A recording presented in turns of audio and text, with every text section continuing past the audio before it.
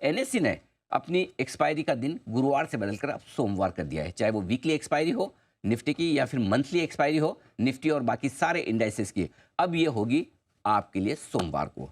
ये बदलाव क्यों किए गए हैं, इस बदलाव के पीछे क्या पर्पस है, क्या ऑब्जेक्टिव है, ये जानने की कोशिश करते हैं। हमारे साथ एनएससी के chief business development officer Shri Ram Krishnan साहब हमारे साथ कार्यक्रम में हो रहे हैं शामिल। ये चाहते हैं कि एनएससी ने जो वीकली और मंथली एक्सपायरी अपने सारे कॉन्ट्रैक्ट्स की जो बदलाव करने का फैसला लिया है गुरुवार के बजाय सोमवार, इसके पीछे क्या ऑब्जेक्टिव है, क्या उद्देश्य है?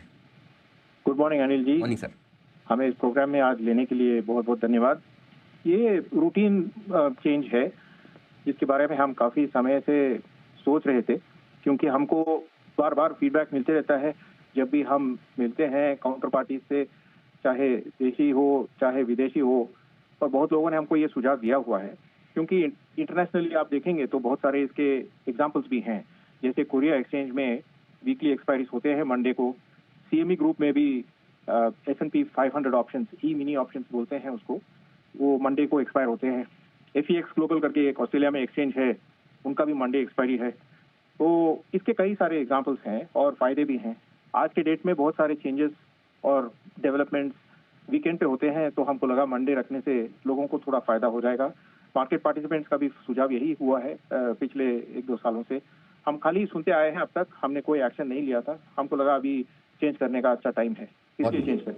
बहुत बढ़िया सर। कुछ ब्रोकरेज रिपोर्ट्स भी आई हैं और बाजार में भी आमतौर पर लोगों का मानना है कि ये इसलिए भी किया गया है कि ताकि आपके कॉम्पिटिटर एक्सचेंज जो कि कुछ हद तक वायदा कारोबार में अपने पैर जमाने की कोशिश कर रहा था, थोड़ा मार्केट शेयर उनका बढ़ा भी है, तो कंपटीशन का, और वैसे कोई गलत बात भी नहीं है, हेल्दी कंपटीशन होना भी चाहिए। अगर कोई कंपटीशन को से आगे बढ़ने की कोशिश करता है एनएससी, तो गलत भी नहीं है शायद। तो क्या एक वो भी पर्पज़ है, वो भी दिमाग में है कि चलिए कंपटीशन के मुकाबले में हमारा मार्केट शेयर ज़्यादा बेहतर हो एक दिन पहले एक्सपायरी करने से?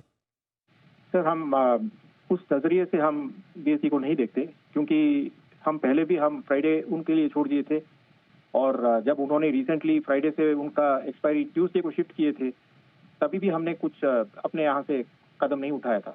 तो ये कॉम्पिटिटिव कदम नहीं बोल सकते इसको। ये हमने जेन्युइनली जो फीडबैक मिला है उसके बेसिस पे जो कदम हमको उठाना था, जो हमको सही लग रहा है, उसके हिसाब से हमने कदम उठाया है। Fair enough. एक और चीज़, आपने एक अच्छा लॉजिक भी दिया कि सोमवार को एक्सपायरी करने से ये फ़ायदा है कि वीकेंड पर जो भी डेवलपमेंट होते हैं उस पर सोमवार को मार्केट का रिएक्शन होता है 2 दिनों के 3 दिनों के डेवलपमेंट्स पर। लेकिन इसके साथ ही एक्सपायरी से ठीक पहले ऑप्शन प्रीमियम बढ़ने का डर है लोगों को, स्पेशली बायर्स के लिए, क्योंकि अब अगर मंडे को एक तो 2 दिनों की रिस्क प्रीमियम और साथ ही एक्सपायरी की प्रीमियम, तो शायद ऑप्शन बायर के लिए थोड़े ऑप्शन महंगे होते हुए दिखे। इस पर क्या कहना है आपका? नहीं सर, वो ऑप्शन प्रोडक्ट ही ऐसा है कि जब साइकिल शुरू होता है कोई भी कॉन्ट्रैक्ट का, तो शुरुआत में प्रीमियम ज्यादा रहेगा और धीरे धीरे एक्सपायरी डे की तरफ जैसे ही बढ़ते हैं तो प्रीमियम कम होते जाता है।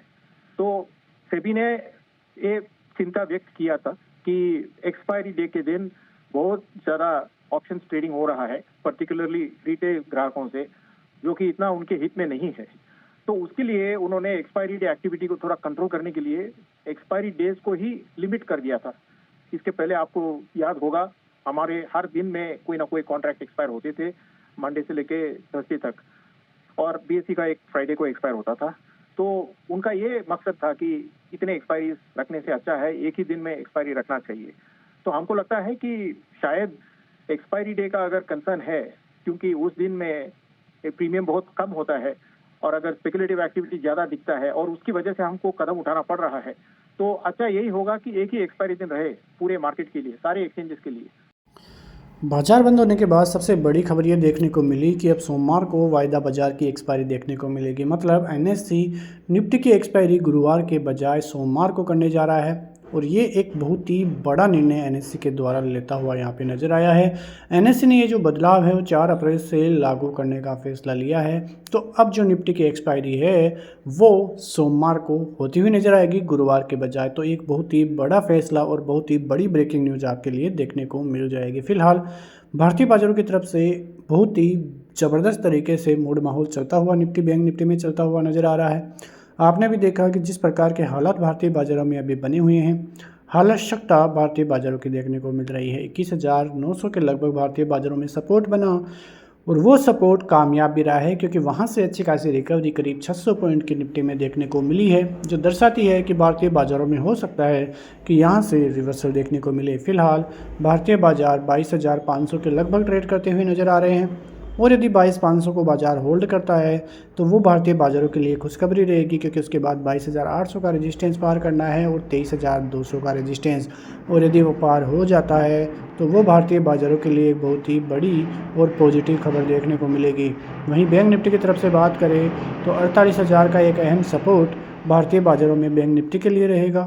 48,000 टूटता है तो फिर दिक्कतें भारतीय बाज़ारों के लिए बढ़ेगी, वरना भारतीय बाज़ार अच्छी खासी रैली के साथ देखने को मिल सकते हैं।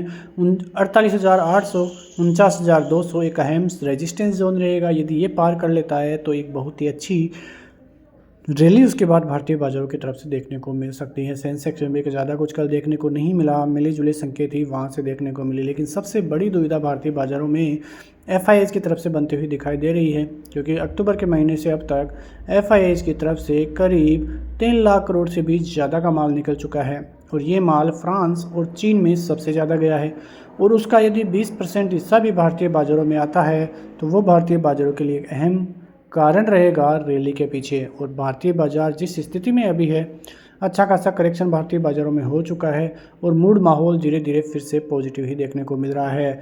अच्छी खासी रैली कई स्टॉक्स में कल भी देखने को मिली। शुक्रवार के दिन जिस प्रकार की तेज़ी भारतीय बाज़ारों में आई, ज़्यादा तेज़ी तो नहीं, लेकिन स्टॉक वाइज डेटा आप देखोगे तो कई स्टॉक्स में 4-5% की रैलियाँ देखने को मिली। अच्छी बात यह रही कि भारतीय बाज़ार 22,500 का सपोर्ट जोन लेकर चला, और ऐसे ही भारतीय बाज़ारों में यदि रिकवरी आती है तो वो एक भारतीय बाज़ारों के लिए अच्छी पॉजिटिव खबर देखने को मिलेगी। कई स्टॉक्स में बहुत बेहतरीन मौके हैं, और कई स्टॉक्स में अच्छी खासा करेक्शन अब हो चुका है। लार्ज कैप, मिड कैप सभी इंडस्ट्रीज में अच्छा खासा करेक्शन हो चुका है, तो यहाँ पे निवेश का एक बहुत ही अच्छा कारण रहेगा। यदि भारतीय बाज़ार अहम सपोर्ट जोनों को तोड़ते हैं तब जाके लगेगा कि भारतीय बाज़ारों में अच्छा खासा रिवर्सल नीचे की तरफ देखने को मिल सकता है, लेकिन फिलहाल ऐसी कोई चिंता का विषय भारतीय बाज़ारों में लग नहीं रहा है। मिलते हैं नेक्स्ट वीडियो में, तब तक के लिए जय हिंद, जय भारत।